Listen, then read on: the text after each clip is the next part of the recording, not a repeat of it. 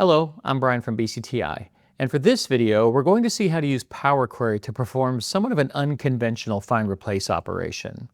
I have over here a proper data table named X-Employees, and it's a list of the employee numbers, their names, and their position, their status.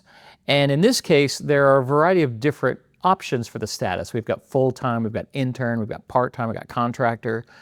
But all of these people have left the company. So I need to use Power Query to change all of those status to something like inactive. So it's basically a global find replace. So let's bring this into Power Query and see how we can do this.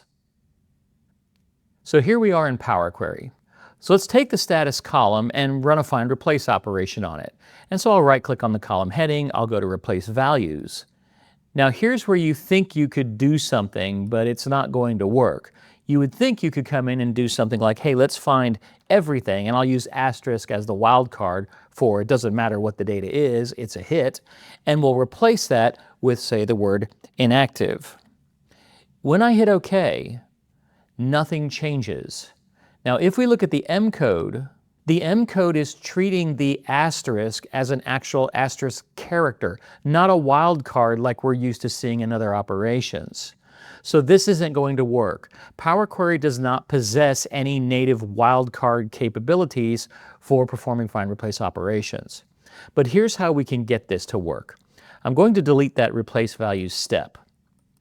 And what we're going to do is we're going to take the status column and we're going to right click on it and go to transform.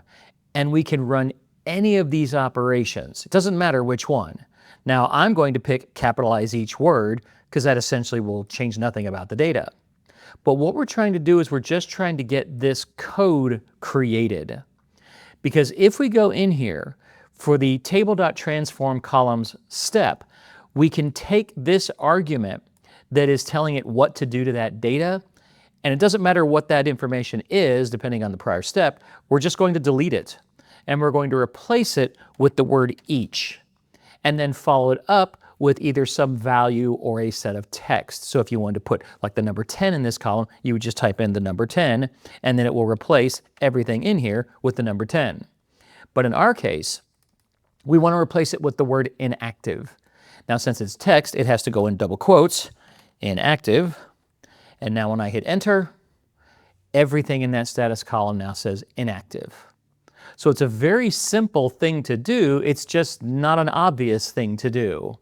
And so if I were to close and load this back out into Excel, so we'll take this and we'll put it as a table, and I'll go ahead and put it right here.